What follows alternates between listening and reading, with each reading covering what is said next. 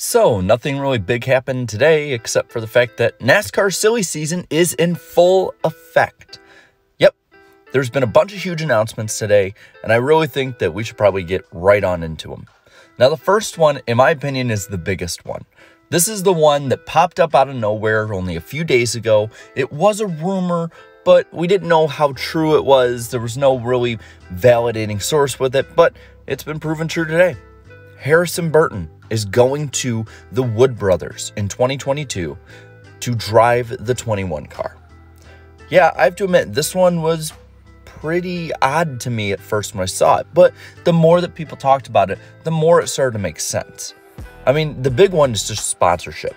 Dex Imaging sponsors Harrison Burton, and they help with the 21 car. So it made perfect sense to combine the sponsorship. So, one, so Dex Imaging won't be spending as much money, and two, so that the 21 car can be fully funded with a driver full-time in it. So it makes sense either way. Now, Harrison Burton is going to be 21 years old and is going to be around the same age that Ryan Blaney was in his 2016 campaign with the Wood Brothers. If you remember that one, it was pretty good compared to other rookie campaigns for the Wood Brothers. Now, I can already see people asking, why is Harrison being moved up right now? By all respects, he might not be 100% ready.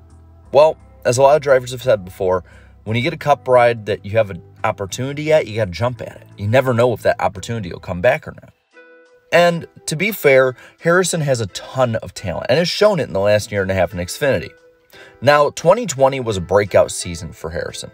In his 33 starts, he had 4 wins, 15 top 5s, and 22 top 10s, and led almost 300 laps. He also took care of the car too, only getting 3 DNFs. So he did pretty well last year. But in 2021, and I think this is why people are questioning this move, in 2021, he seems to have had a downgrade in all measurable statistics compared to last year. In his 18 starts so far, he's winless.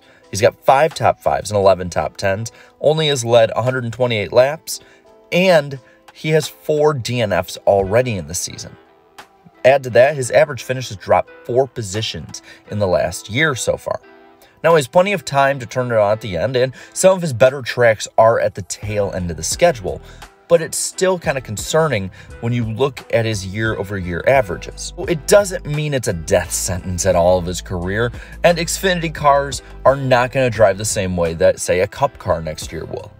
But when you have to look at his age, being 21, you look at how he's done in Xfinity, relatively good, and you look at a 21 car as well, who really hasn't been a week in and week out contender, and you have to ask, what are the expectations here? Personally, I think in this first year, he's going to probably do about the same, if not a little worse, than Matt DiBenedetto. Now, a lot of you might be thinking, hey, wasn't Austin Cindric supposed to drive the 21? What's going on with him? Well, announced with this deal is the fact that Austin Cindric is taking over the 2 car in 2022.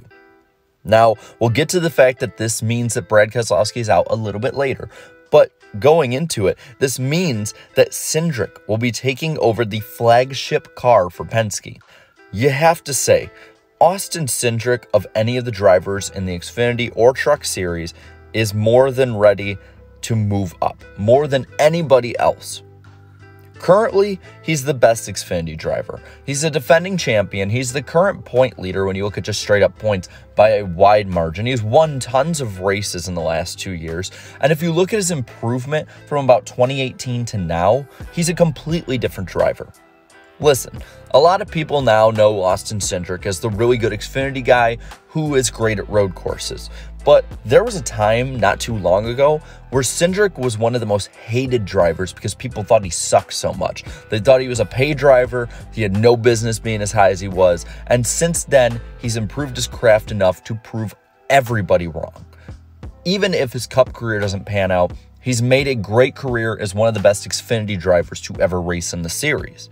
But I think his Cup career could start out really well next year. Looking at what he's done so far this year, he's been really, really fast in his Cup road course races. I remember being at COTA. He was the only one on slicks running away from guys on rain tires during a frickin' monsoon. And then you also look at Road America. Now, I don't know what the broadcast showed of it, but Cindric looked to be the fastest car before his issues that day. Yes, he was even faster than road course ace Chase Elliott. So, when you look at next year and the fact that the next-gen car is a car that is geared towards road course racing, and Cindric is a driver who is very road course oriented, man, that to me shows that Cindric is going to have a lot of good opportunities next year, especially if the schedule just stays the same and he has 6 or 7 road courses to choose from. I feel like he can get a win in at least one of those. And if they add more road courses, he for sure will pop off a win. You can't keep having troubles all the time, and I think Cindric will definitely be able to right the wrongs with that team, and the fact that he's in the 2 car will help even more. Add to that, he's only going to be 23 years old at the start of 2022. So while he has a ton of experience and while he's known as a very experienced driver, he's really actually young. He's the youngest of a very young Penske fleet. When you look at the Penske drivers overall next year, you got Cindric at 23, you got Blaney at 28, and Joey Logano is the old timer now at 31. Yeah, Team Penske is set for a while. Now, as a bit of formality, we're going to talk a bit about Brad Keselowski for sure now being out at Penske. We all pretty much knew this was coming.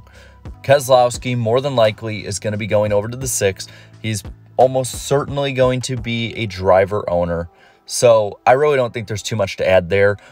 All that's left now is the formality of the announcement publicly. Now, of course, when you have winners in free agency, a lot of times you're going to have some losers in it. And this time, the big loser was fan favorite Matt DiBenedetto. He's now out at Wood Brothers, and he's now currently a free agent. And at the age of 30, I think that his options are going to be very limited. I mean, if you look at the trajectory of DiBenedetto's career so far, he ran for some subpar teams in the Cup Series, guys like Go Fast, guys like BK Racing. Then he got moved up to Levine Family Racing, and he showed out pretty well in 2019. Lost that ride, then went over to the Wood Brothers. He did make the playoffs last year, but this year's been a step down. And he was expected to win, seeing how that 21 car was competing for wins when Ryan Blaney was driving it. Well, he hasn't done that. Actually, he has never scored more than 3 top 5s in a single season. And while he so far has 2 this year, it's not a guarantee he'll even get another one by the end of the year. Now, we made the playoffs in 2020, like I said before, but currently, he is far off track when it comes to doing that in 2021. And at this point, aside from maybe a Watkins Glen, if he can beat Chase Elliott, which is a tough task, Daytona is his last hope to make the playoffs. Now, the questions are open. Where does Matt DiBenedetto go in 2022? Well, there's a ton of teams that seem to have openings or probable openings, but it doesn't mean that DiBenedetto is a candidate, because DiBenedetto doesn't bring in the sponsorship that other drivers do. For whatever reason, DiBenedetto only can get to teams that already have full sponsorship. So there's a lot of free agent teams that might be looking for people, but I think we can cross some off the board now. The second 2311 and second Trackhouse teams, I think, are complete no's.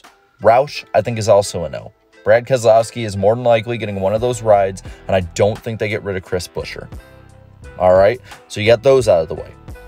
Junior Motorsports, highly unlikely. SHR in the 10 car, probably not. Yeah, Smithfield is there, but if Tony Stewart's going to choose anyone, he's going to choose somebody that he probably trusts more. Or he's going to trust Kevin Harvick maybe to help bring somebody in, maybe a Ryan Preece. I honestly think Ryan Preece would have more of a shot right now than DiBenedetto, seeing how Ryan Preece in the last 3 years has more top-tier series wins than DiBenedetto. Spire, that's a maybe. If they decide to move on from Corey LaJoie, maybe he gets the 7, but I would hate to see that for Corey, seeing how well he's done with that team. Now, maybe JTG, but if the rumors are true about Kevin Harvick being involved with them, I don't think they're going to do that. Plus, I think Ricky Stenhouse Jr. is a better driver. Personally, I think he's done more with less. And then the last Cup team I can think of right now, Richard Petty Motorsports. Maybe, but I don't see why they would get another driver who struggles even more than Eric Jones to bring in sponsorship, seeing how Eric Jones is a better driver overall than DiBenedetto by most accounts. That leaves, to me, the most likely route that he should take. Xfinity rides. I think Matt DiBenedetto would be served well to go to a top or middle top tier series Xfinity ride next year prove what he has still, and then try and make another run at Cup. I think just going around and possibly puttering around in a Rick Ware racing car isn't going to be in his best interest. To be honest, DiBenedetto's career is at a complete crossroad now. He's not in the best situation. He's not getting any younger. He just crossed into his 30s, which again for drivers isn't a death knell. But at the same time, if he's an unproven driver like that, he might just be subject to middle to lower tier rides for the rest of his career. Which sucks because he's a nice guy, but nice guys don't always win. So the chips are all starting to fall. And I got to ask you, who out of this has the best situation? Let me know down in the comments below. While you're at it, leave a like on this video, share this video, and subscribe to my channel for more NASCAR content. And if you really like it, you can join the channel memberships option. So until next time, have a good one.